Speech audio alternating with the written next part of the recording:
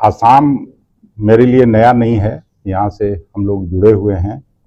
और आज का जो आपको बुलाने का मकसद था वो पूरे देश में पिछले दो सप्ताह से चल रहा है कि किस तरह से अयोध्या में जो राम मंदिर में जो लोग चढ़ावा चढ़ाते थे, पूजा अर्चना करने जाते थे, और उस चढ़ावे के पैसा का भी बड़े पैमाने पर गबन हुआ। उस सिलसिले में मैं कांग्रेस पार्टी का पक्ष रखने के लिए आज गुवाहाटी में आप सभी मित्रों के सामने उपस्थित हुआ।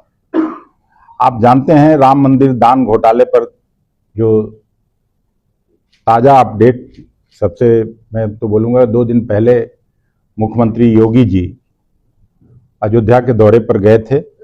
हालांकि राम मंदिर घोटाले मामले में अब तक न तो राज्य सरकार और न ही भारतीय जनता पार्टी की तरफ से कोई जवाबदेही तय की गई।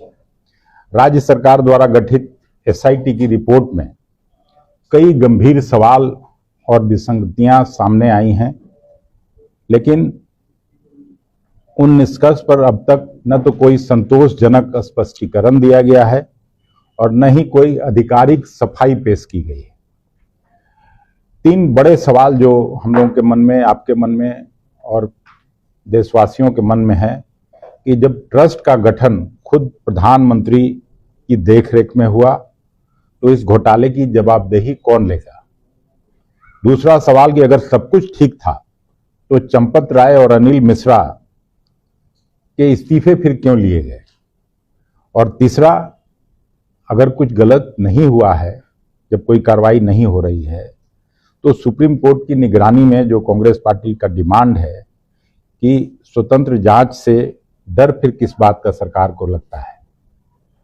ये 3 गंभीर सवाल हैं और देश जानना चाहता है कि प्रधानमंत्री नरेंद्र मोदी जी इस पूरे प्रकरण पर अभी तक मौन क्यों हैं। क्या चंपत राय, अनिल मिश्रा, गोविंद देवगिरी, गोपाल राव और ट्रस्ट के अन्य शीर्ष पदाधिकारी इस पूरे प्रकरण में जवाबदेही से बच सकते हैं। जब पूरा ट्रस्ट कटघरे में है तो केवल छोटे कर्मचारियों पर ही कार्रवाई क्यों। क्या केंद्र सरकार सच्चाई सामने आने से डर रही है। अगर सब कुछ पारदर्शी था तो फिर चंपत राय और अनिल मिश्रा का इस्तीफा क्यों लिया गया।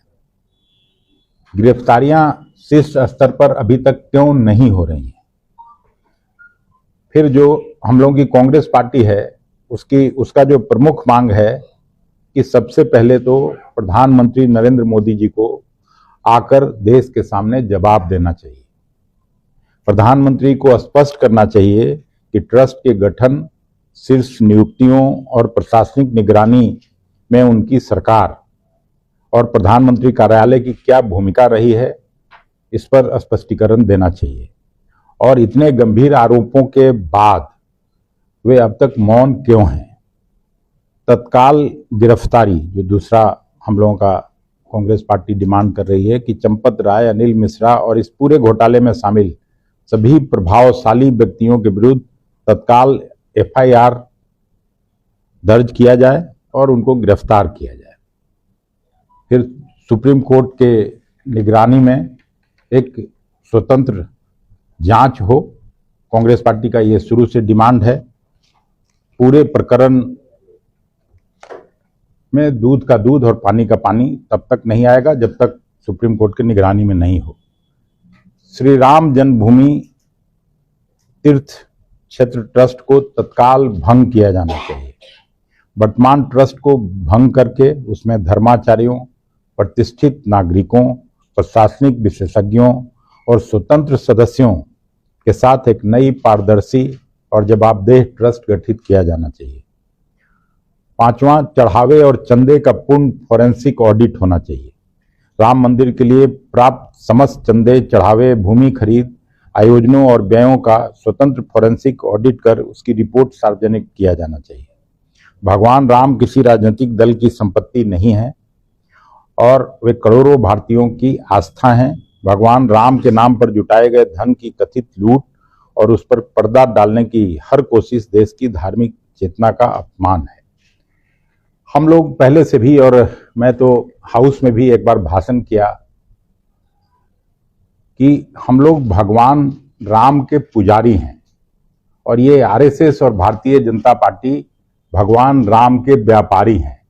तो उस समय तो भाषण में मैं कहा था, लेकिन अब इस बात की पुष्टि हो गई कि किस तरह से चंदे का भी व्यापार ये लोग कर रहे हैं। पूरा देश सदमे में है इसको लेकर कि कहीं भी कभी किसी के आस्था के साथ मजाक हो, ये देश का जनमानस स्वीकार करने को तैयार नहीं है। इसलिए कांग्रेस पार्टी ने ये निश्चय किया है कि देश भर में सभी प्रमुख शहरों में, न केवल स्टेट कैपिटल में बल्कि हर जगह जाके इस स्थिति से लोगों को अवगत कराएंगे और जब तक सुप्रीम कोर्ट के सिटिंग जज के नीचे स्वतंत्र जांच नहीं हो तब तक कांग्रेस पार्टी इस मुद्दे को जोर शोर से न केवल भिन्न भिन्न शहरों में बल्कि आने वाला जो सत्र है 20 तारीख से जो आहूत की हुआ है उसमें भी हम लोग इस मुद्दे को उठाएंगे और इनके काले कारनामों को जनता के सामने लाने का काम करेंगे। बहुत धन्यवाद।